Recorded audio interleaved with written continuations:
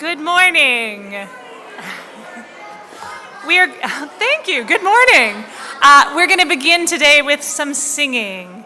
Number 188 in your gray hymnals, Come, Come, Whoever You Are. The lyrics will also be behind me, but there is also an extra special part that we're just going to learn very quickly right now. You may have sung it before. I'm going to invite everybody seated on this half of the of the hall here, maybe not half, I guess it's a third, this third of the hall here, to sing an extra part the words are, though you've broken your vows 1,000 times, and it sounds like this. Though you've broken your vows 1,000 times, though you've broken your vows 1,000 times. Perfectly, keep going. Vows 1,000 times, and then we're gonna join in. Vows 1,000. Come, come, whoever you are, wanderer, worshiper, lover of leaving. Ours is no caravan of despair. Come yet again, come. Come, come, whoever you are, wanderer, worshiper, lover of leaving. Ours is no caravan of despair. Come yet again, come one last time. Come, 'cause 1,000 times broken your vows 1,000 times, though you've broken your vows 1,000 times. Come yet again 1,000 times. Thank you very much.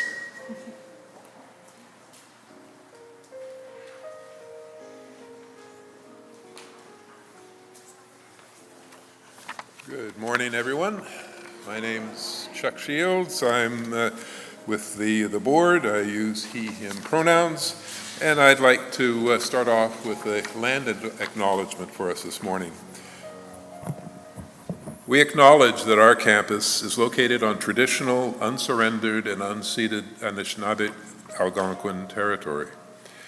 I've been struck by recent comments by the departing Governor General Mary Simon, who has reminded Canadians that reconciliation is a way of life, a responsibility we must live every day through listening, learning, and action. And so, the work of reconciliation is the responsibility of all of us at FirstU.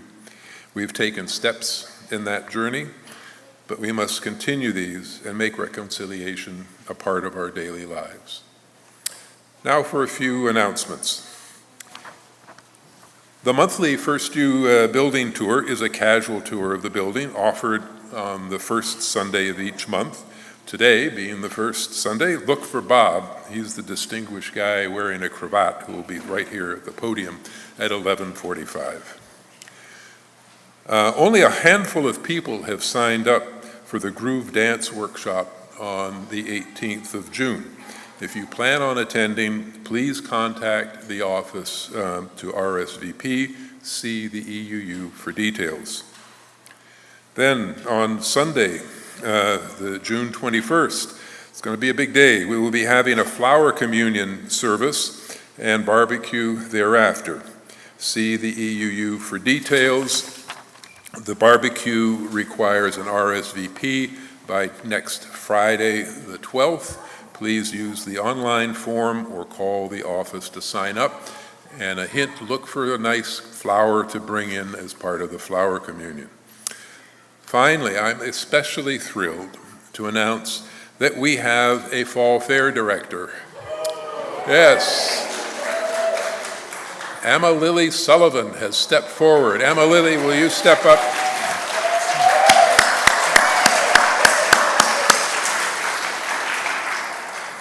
Thank you so much for stepping up and taking that on. You're going to have lots of help, I know. Maybe more than you want sometimes, but you'll have lots of help. We on the board are beginning a new practice. Each week after the service, the board member who has made the announcements, today that's me, will be in Fellowship Hall near the info table straight ahead as you enter the room, and will be available to answer questions and hear concerns you might have. I look forward to being there and seeing you during Fellowship Hall hour. Now, I'd like to call on Lisa Sharp, who has an important announcement from the Parking Task Force. Lisa.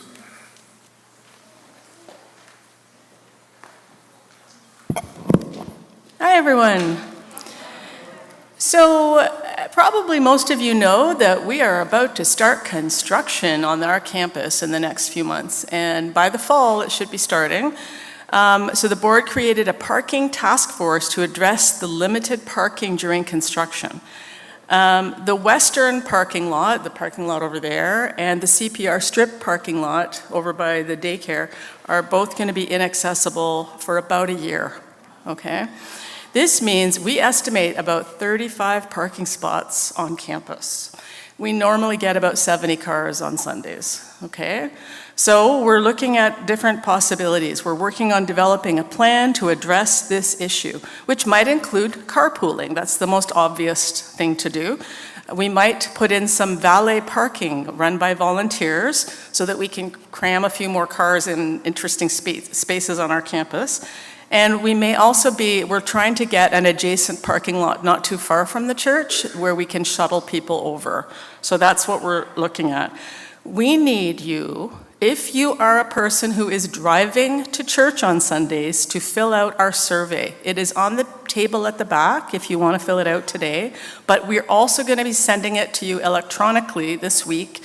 Watch your emails for it.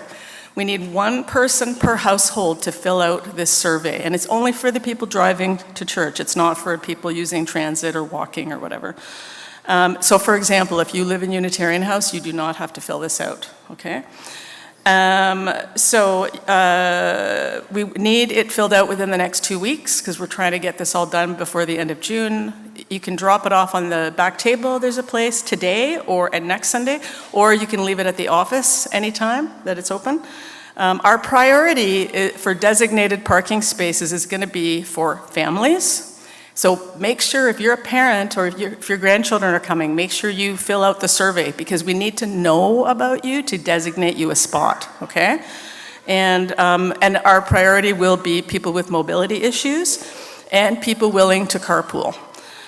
Please make sure you get this done, and we will be also sending it out to our parents through the RE email, and we'll be sending it out to the choir members as well. Okay, thank you very much.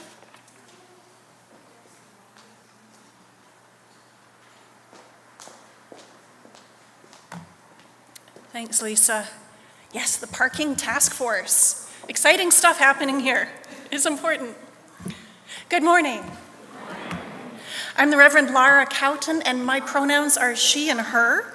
And I'm joined on the chancel this morning. I'm really lucky. I've got two worship associates, Laurie Foster McLeod and Paul Julian, and our music director, our fabulous music director, Jen Berntson, and all of you here. It is so good to be here. It is great to see your faces this morning. And also I recognize the faces I cannot see of those online joining us via YouTube. So glad that you're here with us in the private sanctuary of your own space, wherever you are. If you are joining us online, get a candle ready so that you can light that with us when we light our chalice here this morning. And I'd like to extend a special welcome to those who are visiting us for the first time, or maybe returning after a long time, or maybe you still feel like a newcomer and aren't quite sure how to get past that feeling. I invite you to stop by the welcome table at the back and figure out how we can get to know you better and how you can connect more deeply into this congregation. Please also join us in Fellowship Hall after the service for great conversation, really good people, excellent coffee, and some Mia's food from Mia's down the street. This morning, each one of us is welcome. Whatever you're bringing, we of any heritage or faith, of any culture or race, any gender or orientation, in any body, however you express your love in the world, and whatever you've come here seeking. All of your gifts and your wounds, your laughter and your tears are welcome here. Today, we are all part of this spiritual community, and our theme for the month of June, for the whole month of June, our theme is renewal. We'll be exploring that more deeply when we come together to refill our spiritual well springs of hope and possibility, and of love and justice, to lift up and to live into our values that we might return to the world to face the coming week, renewed, ready to begin again, not leaving behind what we brought, but carrying more forward with us to sustain us on our journeys. So welcome, dear friends, to this hour of worship. May you find it a blessing. I invite you to rise now and join in our opening hymn. The words will be on the screen above and also in the gray hymnal if you choose to read the music, number 128, For All That Is Our Life.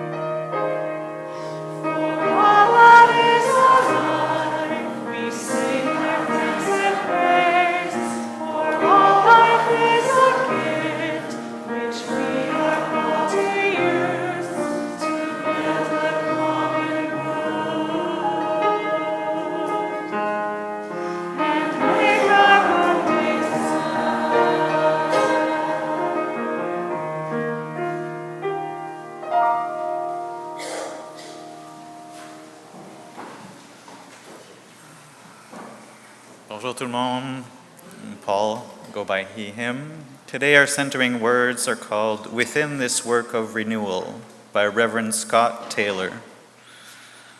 Mindful of the precious promise of a new day, we gather again to recommit ourselves to the task of mending, of tying together those tender strands that connect us to each other, the world, and those parts of ourselves buried deep. Within this work of renewal, hope lies in wait. So come, friends, let us begin. Would there be anybody who wants to help me lighting the chapel? Come on up.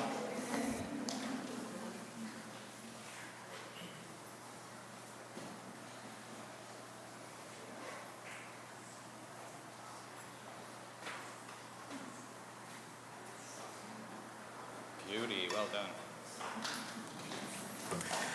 We light our chalice as a symbol of our faith, the light of truth, and the warmth of love.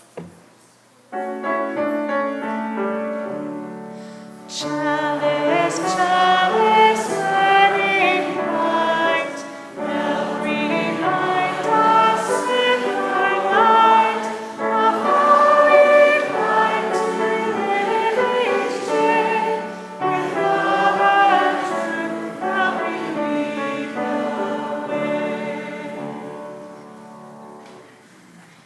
Good morning, everyone. I am Jody McIntosh, the Director of Religious Exploration, and I use she and her pronouns. And I am very happy to be back telling you a story this morning.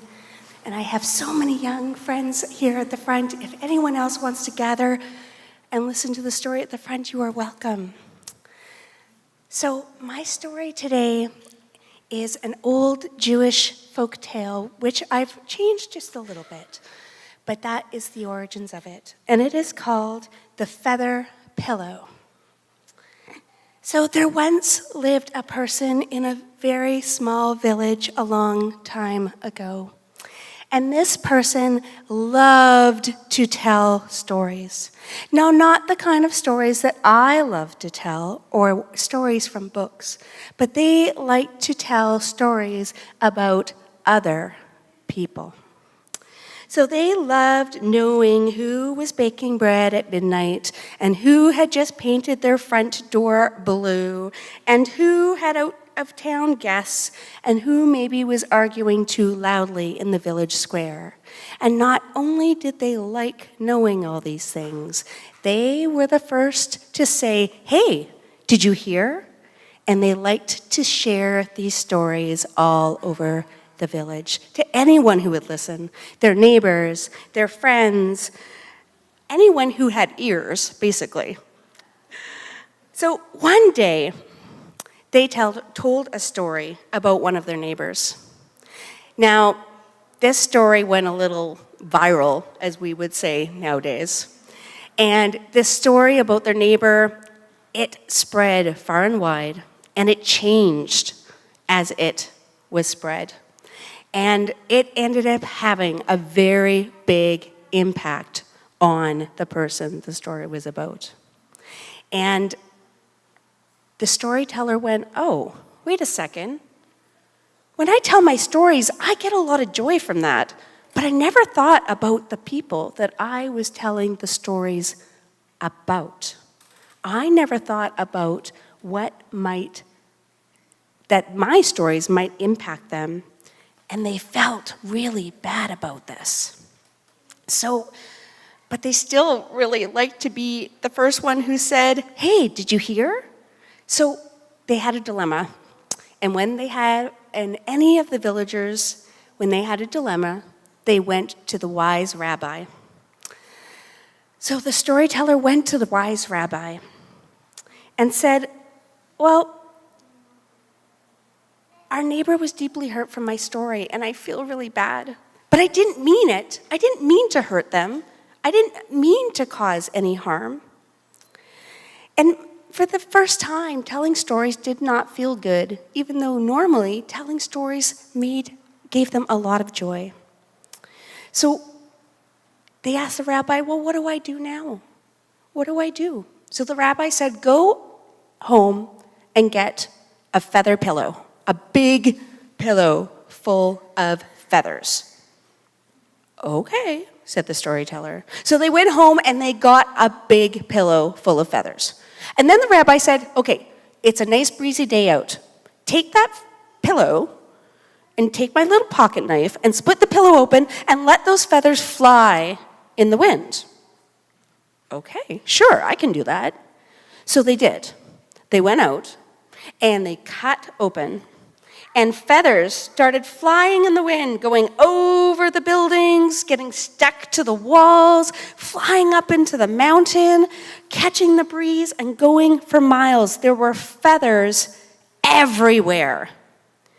So the storyteller went back to the rabbi and said, "Okay, I did what you did. I did what you told me to do." And the rabbi said, "Okay, now here is a pillowcase.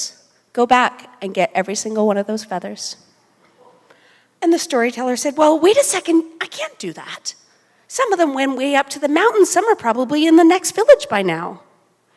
And the rabbi said, "Exactly. Those feathers are like your stories. Once you release them, you don't have control. And you may not intend for them to go and get stuck on the mountain or go to the next village, but that is what can happen." So the storyteller said, "Well, does that mean I can never tell a story again? Because I don't want to make that kind of impact on someone's life again." And the rabbi said, "Well, stories are very powerful. They can bring people together. They can help us understand one another. They can even heal." But the rabbi leaned closer and said, "Make sure that your stories are true and they are kind, and it's your story to tell." So the storyteller thought about this, And that last question settled deeply in their heart. And from that day on, the storytellers still loved to tell stories. They could still do what they loved to do, but how they did it had less of a negative impact on people, even if it was accidental and not intentional. So sometimes when the wind blows just right, they could almost see the feathers they had released and remember that even when we don't mean to hurt someone, our words can travel far beyond us, so we choose them with care. Thank you. We will now sing Our Children on Our Way, and I'm very pleased to be with the children this morning.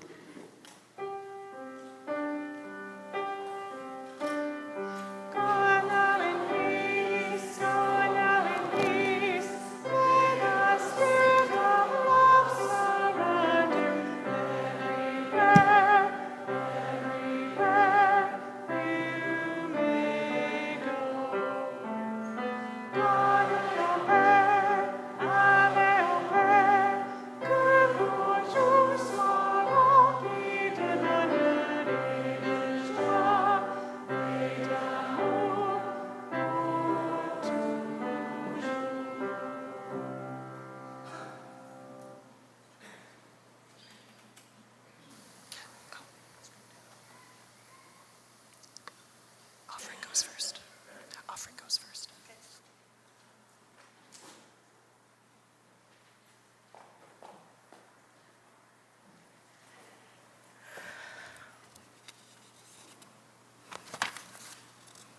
Good morning. Will our ushers please come forward? Thank you. Interdependence and generosity are core values of our tradition. We know that we are bound up with each other and our partners in the world, and that generosity is an expression of our faith. Our Sunday offerings through the month of June, unless otherwise designated, will be shared with Serenity Renewal for Families, founded in 1983, to serve individuals and families in recovery from alcoholism and addictive behaviors. Serenity Renewal for Families provides hope and support in a safe environment for short-term counseling, educational workshops, and programs for individuals and families affected directly or indirectly by addictions according to their guiding philosophy. No one is turned away for financial reasons. Today, more than ever, our support as a community partner is needed to ensure Serenity Renewal will thrive in their crucial mission and commitment to the health and well-being of Ottawa. If you have a smartphone handy, you can use the QR code on the screen or the back of the order of service to make an online donation. I offer this affirmation of gratitude for the gifts shared today. Let us be grateful when we are able to give, for many do not have that privilege. Let us be grateful for those who share their gifts, for we are enriched by their giving. And let us be grateful even for our needs, so that we may be held in the generosity of others. May the work of our hands and the generosity of our hearts be given in gratitude this day.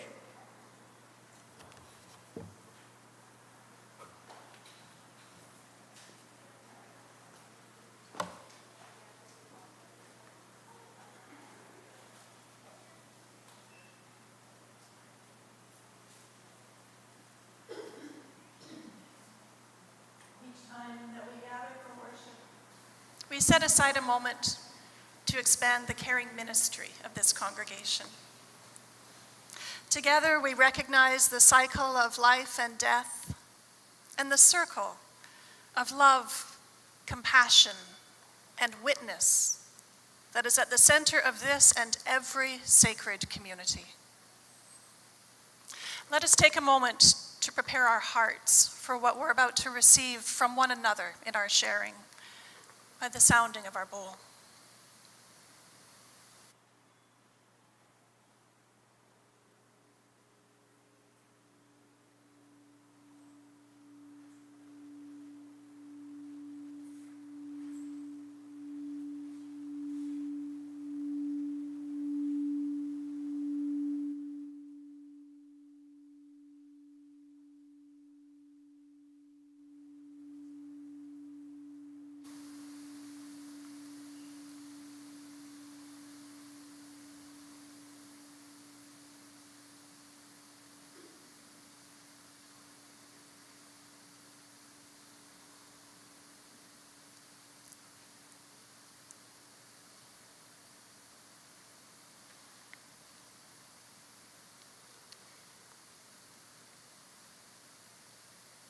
It is the tradition here in this congregation to place stones in bowls of water. Stones representing what we're carrying in our hearts, the joys and the sorrows and the celebrations and the concerns, knowing that the ripples of the water go much further. They pass through the hearts that are here and out into the world with the good intentions that we share.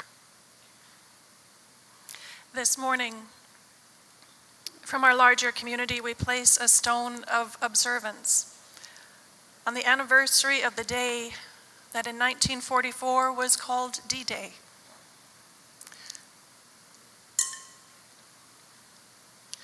That day marked a turning point in World War II. With gratitude to the Allied forces, we place another stone as they fought to defend freedom and to liberate Western Europe from fascism and racist ideologies.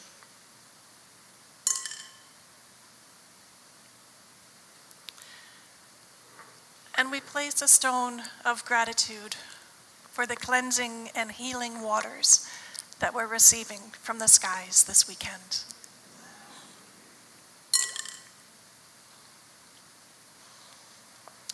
From among our community today, we share a stone of support and care for Janet Milroyas as she grieves the death of her beloved husband, Neil. Holding Janet in our caring thoughts and wishing her peace and comfort. There is a card at our caring table in the back corner for people to sign and send their wishes to Janet as well.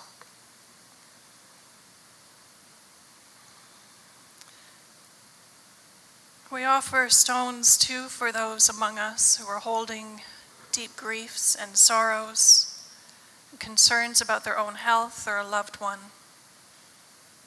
grieving a beloved's death.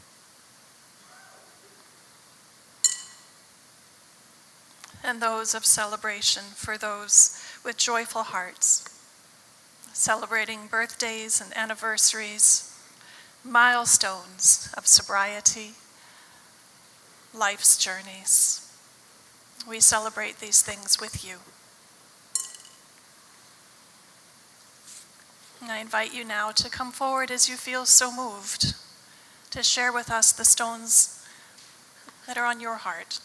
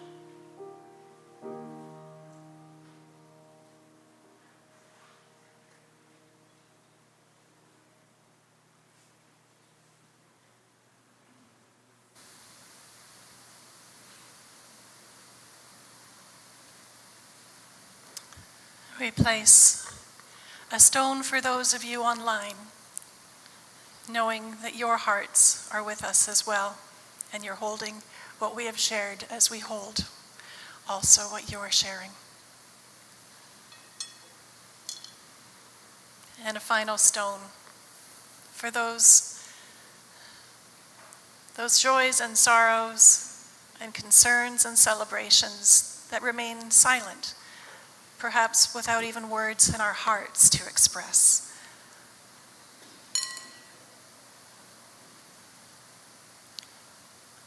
I invite you now into a time of quiet reflection, meditation, prayer. Please close your eyes if that is comfortable for you. Maybe give your shoulders a squeeze and shake out a little bit. Feel that solid ground beneath your feet and the warmth of the solid seat underneath you that has held many, many hearts before yours. Let us enter into this time of silence with the ringing of our bowl again.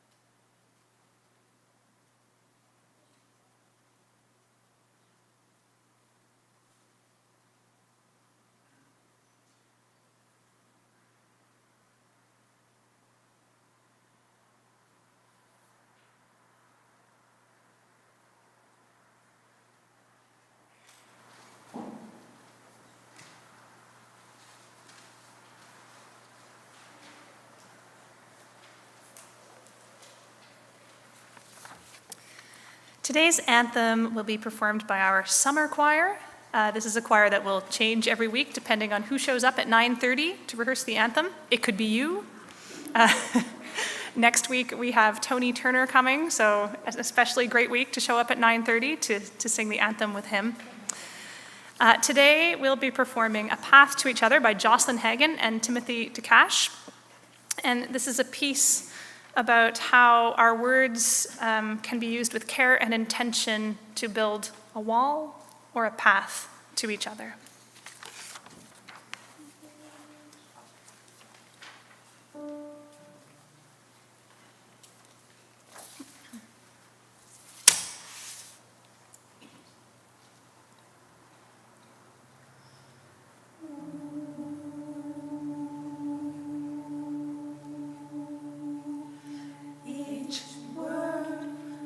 Stone, we can build a wall. We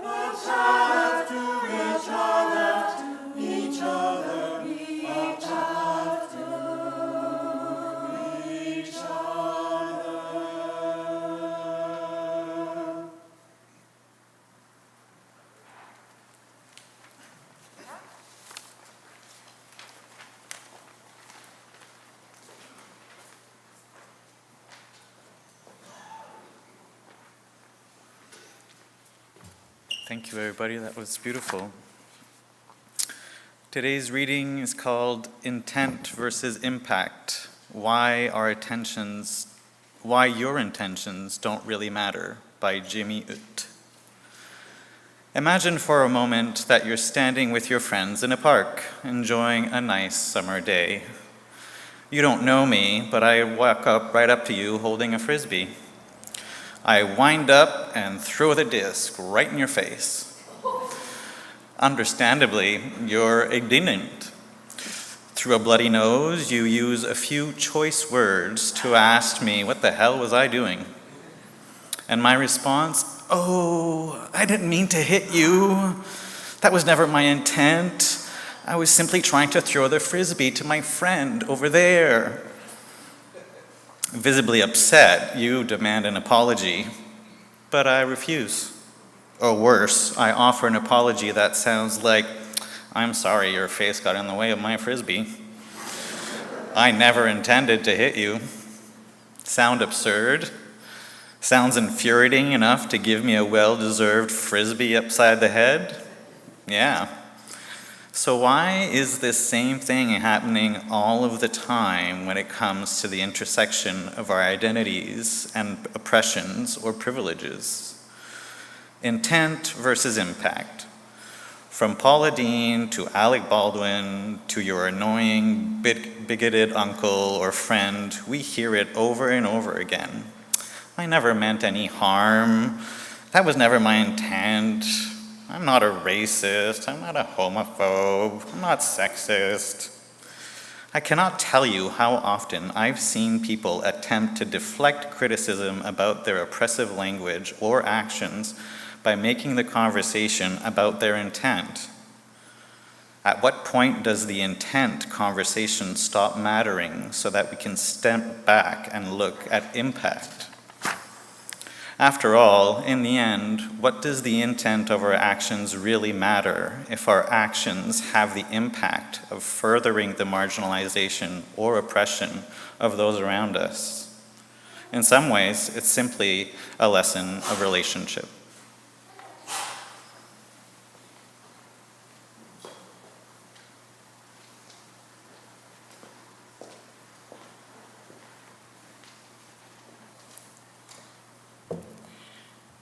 A prayer of good intention, author unknown. Dear Lord, so far I've done all right. I haven't gossiped, haven't lost my temper, haven't been greedy or grumpy, nasty, selfish, or overindulgent. And I'm really grateful about that. But in a few minutes, God, I'm going to get out of bed.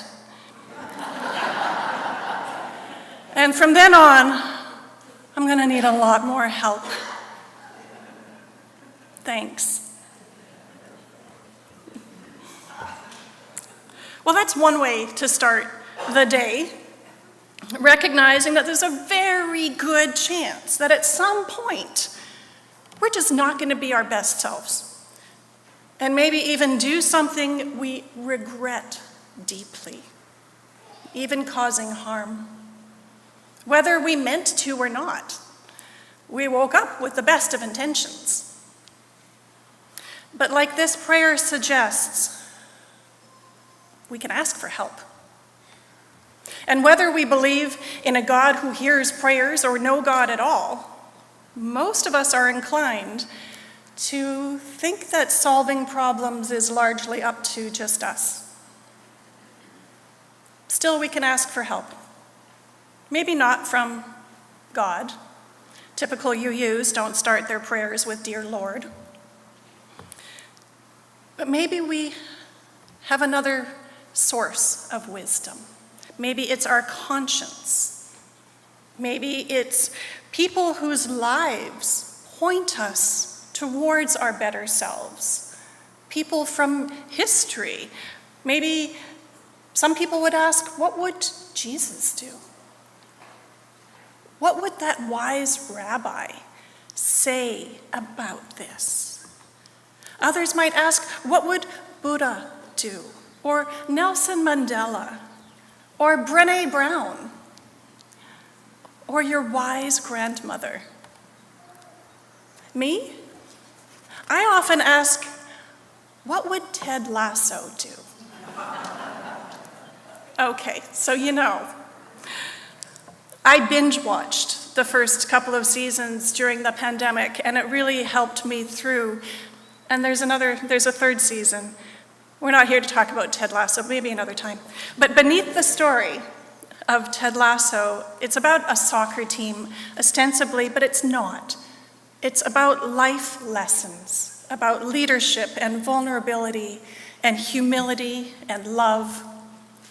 And Coach Ted isn't admirable because he's perfect. He's not. He gets things wrong quite often. What makes him admirable is that he listens, and he apologizes, and he learns, and he changes, and he has the courage to be accountable. So that brings us to today's theme on intentions and impact. Intentions do matter. They tell us something about who we're trying to be. But intentions are not the same thing as the impact. And the older I get, it seems every day right now, the more I realize that some of the most painful moments in life happen in the gap right there, where those two things don't line up, the intention and the impact. You meant to help, but you made things worse. You meant to encourage, but someone felt criticized. You meant to be generous. Someone felt shamed. I could go on. You know these stories. We've all been on both sides of these moments. Part of being human is that our lives are constantly intersecting with other people's stories and experiences and vulnerabilities and identities and histories and those old wounds that you know nothing about. Nowhere is this more true than in our relationships. And we are here today together because relationships matter to us, and being in community is part of how we express that. And being human, we're going to misread situations. And we're going to bump into things and not know that we bumped into them. We make assumptions. We try to help, and sometimes we make things worse. Most of us are walking around with the same basic human needs: to be seen, to belong, to be valued, to be loved. The challenge is that the way we reach for connection is not always experienced by others in the way that we intend. A gesture of friendship might feel intrusive. An invitation might feel like pressure. And a difficult conversation that one person is ready to have that's intended to heal might reopen an old wound or just not be ready to be received on the other side. And even expressions of affection can become very complicated. Declaring your attraction to someone can feel incredibly vulnerable. You have to work yourself up to ask someone out on a date. It takes courage to risk rejection and put your feelings out into the world. But that very same declaration might land very differently to the person receiving it.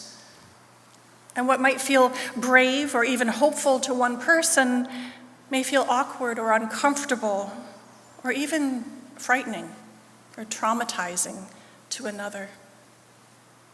And neither experience is necessarily wrong, and we cannot go around walking on eggshells all the time. We must try, and we must be aware. And when we get things wrong, we must listen.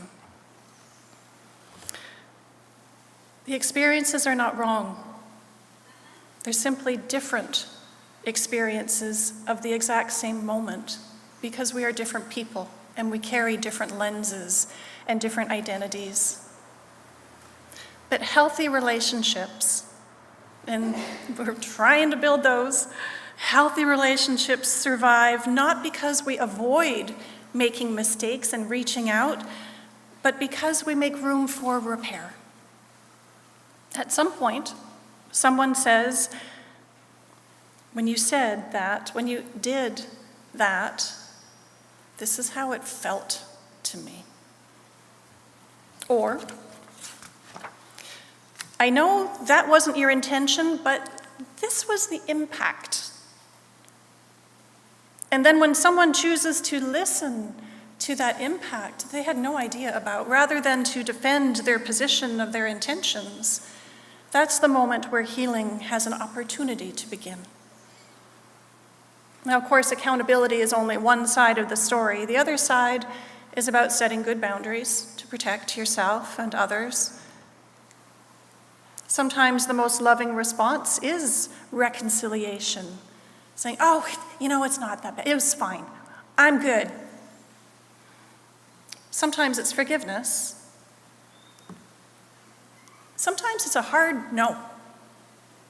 Just a clear We're not required to remain available for harm simply because someone had good intentions and they even understand the impact.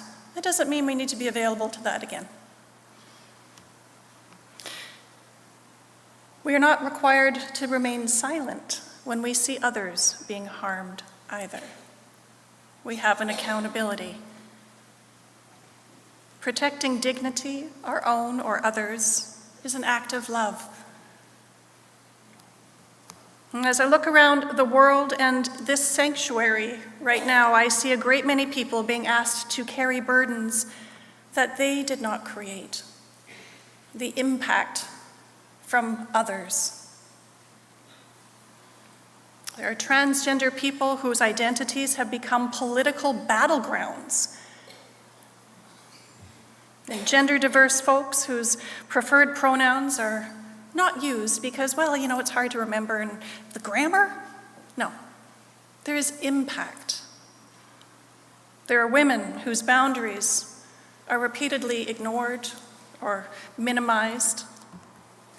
And people living with disabilities whose autonomy is overlooked. And religious minorities being rendered invisible or threatened. Insert any identity into any of these statements. There are Indigenous communities whose wisdom about land and nature and society continue to be ignored. And young people inheriting a warming planet that they did not create. The details differ, but the question is the same. Will we listen when people tell us about the impact of our actions and our decisions, or will we insist that our intentions matter more than their experience? Love calls us to accountability when we cause harm. And love calls us to advocate for justice when harm is being done. A number of years ago, while I was visiting the Unitarian Universalist Fellowship in Paris, I was walking with a group of people to our lunch destination after service. It was a long, narrow cobblestone street. And I reached for the handles of a woman's wheelchair and began pushing her up the hill and around the curb because it was going to be a difficult thing to do. She rounded on me. She gave me a very sharp lesson. I was stung. But I had touched her wheelchair without permission. I was embarrassed. I was defensive. I was only trying to help. But within moments, I understood that my intentions were not really the point. What I had experienced as helping, she had experienced as a loss of autonomy and dignity and a violation of consent. That chair is an extension of her body. How dare I?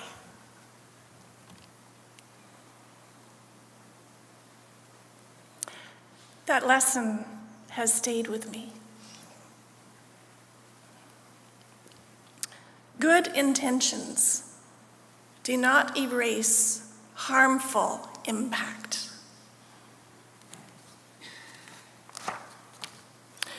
If someone takes the risk of telling us that we have caused harm, our first responsibility is not to explain ourselves, it is to listen. Being properly schooled by somebody is a gift. Maybe a hard one to receive, and those are often the best ones. And you know what? You know why it's a gift? Because it's not necessarily their responsibility to give it. I should have known better. Or someone else could have told me about the impact so she wouldn't have to recount again the harm that she'd experienced so many times. Well, most of the examples I've shared this morning involve ordinary human mistakes, but impact and intention matter in public life as well. We could talk about climate change. We know about rising temperatures and floods and droughts and fires and species loss. The question before us is no longer one of awareness. We've been told. It's one of response. And the same question about impact applies elsewhere in so many ways. Oh my gosh, the news this week. So this week, my colleague, Reverend Kiley, wrote a letter to the editor of the Edmonton Journal about a proposed Alberta school curriculum change that will limit the teachings of sex education to not include sexual orientation or gender diversity or consent or even about how the bodies work. What do you think the impact about that'll be? What happens to the student struggling to understand their identity? What happens to the young person who needs language to understand consent and boundaries and body parts? What happens to the child who already feels different and isolated or afraid? Those realities don't disappear because we stop talking about them and people stop learning about them. Silence does not protect vulnerable people, it puts them at greater risk. Also this week, the U.S. Department of Defense, under the guise of increasing efficiency, made the decision to remove more than 180 specific religious identities from its list of religious affiliation codes, including Unitarian Universalists, humanists, pagans, Native American traditions, and many, many others. They've narrowed it down to 30 viable religious identities or affiliations. So the result of that, the impact, is that service members who could once identify their faith tradition will now simply be categorized as other. Now, the practical impact, the service people are going to continue to serve. It doesn't mean they can't serve. But the practical impact may be that some people may find it more difficult to access spiritual care, to connect with a chaplain that reflects their own beliefs and traditions and practices in times of greatest need. But the symbolic impact of that action is greater. Being named, being recognized and visible matters. Can you imagine how it feels for a Unitarian Universalist service person to be going down that list of affiliations and finding themselves on that list and being able to check that box? That matters. And that's been taken away. Erased. Canceled. Now, I confess that I'm skeptical that maintaining 180 more faith identifiers is somehow an impossible administrative burden for one of the largest, most complex bureaucracies on earth. But whatever explanation is offered about the intention, we can still ask the same question. What is the impact? Most of what I've talked about this morning involves unintended harm, but not all harm is accidental. Sometimes people are told exactly what the likely impact of their actions will be. The climate scientists, the teachers and parents, those most affected, they do speak up. And they say, this policy will make people less safe. This decision will make people less welcome. This one will increase the climate temperature. This change will further marginalize people who are already vulnerable. At that point, continuing to appeal to or claim good intentions becomes less convincing. If I throw a frisbee at you and hit you in the face, yeah, If I throw a frisbee at you in the face once, perhaps it was an accident.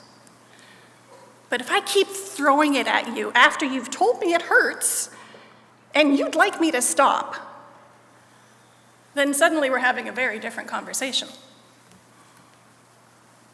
We are morally responsible not only for what we intend, but we're also responsible for what we continue to do after we understand the consequences. Accountability requires more than just explaining ourselves, more than just an apology. It requires a willingness to be changed by what we learn. So returning to Jamie Utt's reflection that Paul read for us earlier, when your actions are called into question, it's important to recognize that that's all that's being called into question. It's your actions, not your overall character. Now that distinction matters. If every mistake that we make from the time we wake up in the morning becomes a judgment on our worth as human beings, nobody would be willing to learn. That's just too rough of a minefield to walk through on the day.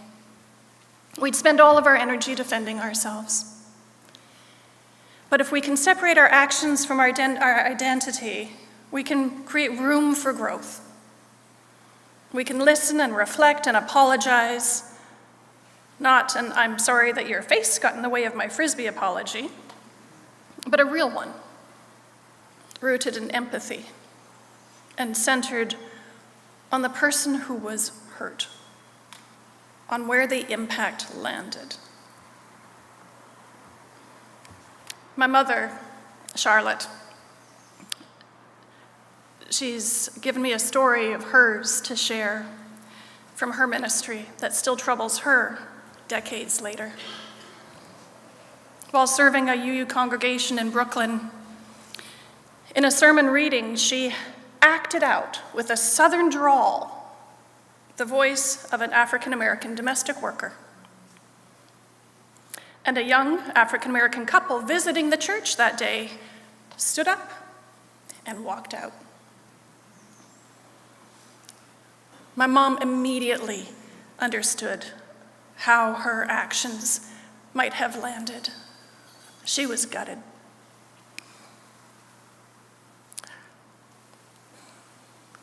She never saw that couple again. The words cannot always be unsaid. The harm cannot always be undone. The feathers don't get stuffed back into that pillow. Some regrets remain with us as gifts of wisdom. Those harsh schoolings. But as we leave today, perhaps we might ask ourselves, where is there a gap between my intentions and my impact, either in the world or in a relationship? And if someone has the courage to tell us that we have caused harm, or if we see harm being done to others, are we willing to truly listen and to learn and to respond with integrity and with courage, respond with love? As Maya Angelou, another one we can ask for wisdom, reminds us, I did then what I knew how to do. Now that I know better, I do better. May we always seek to know better, to do better, and to be better. May it ever be so. Amen.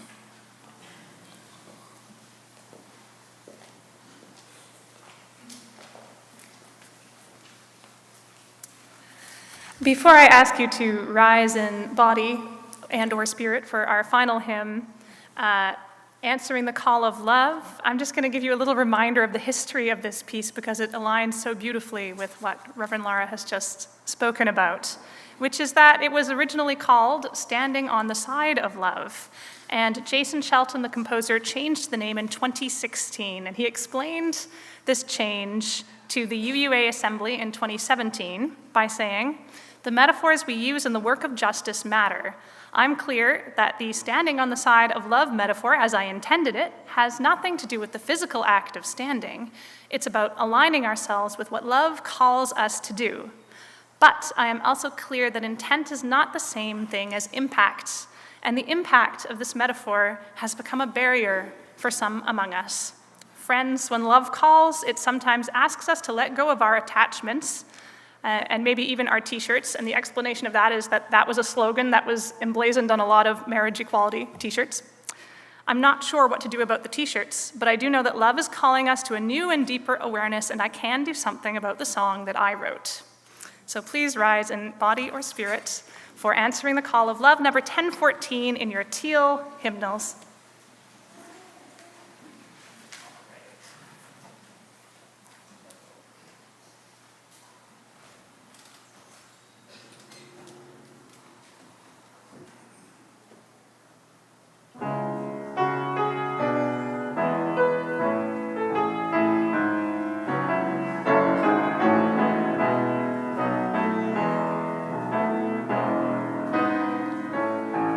The promise of